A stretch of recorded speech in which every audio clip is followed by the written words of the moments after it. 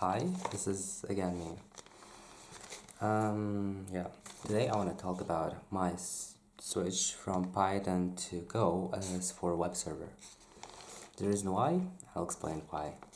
But first, I'll begin with Python. Like, what is Python for me? I mean, yeah, I love Python, and like, it's the first language I learned. If we don't count Scratch, but well, let's count Scratch, so Python will be the second one I learned. So Python is quite simple and it has like Django, fast API. It's really simple, easy. It's really simple, easy, and it's basically English. So it's easy to work with. But I encountered a big issue, big problem. When code base gets too big, you encounter a lot of things. So I needed to handle queues, background tasks, salary, for example, and date. And also I needed to run it differently from in production as for local development. So I need a specific runner like Uvicorn or Gunicorn.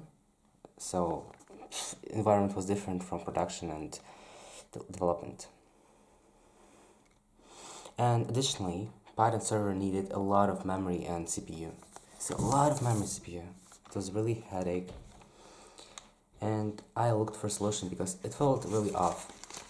And the solution I found was Google. Google said me like, "Hey, I got something for you," and it was this thing.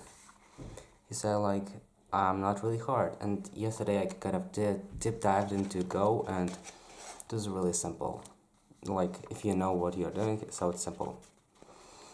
It is like single binary that you run. It has like default. You run it in production as the same as you run it locally. It's not like this. It's not hard as C++ is and or C, but it still is almost as fast as C or C++, but it's a bit slower, of course. So it's not the point here. It also is quite safe because it has coroutines and develops as simple because it's like a single binary file. And what I do now. So now I don't really strip away Python completely because Python is super great for data analytics like pandas and machine learning because there's like PyTorch, and I think writing it on Go would be really pain. So what I do now, I have like Go server that would handle the most things like we'll get tickets, and it would handle like CRUD sync, CRUD operations, permissions, and just returning data because it really is good at that, like really fast.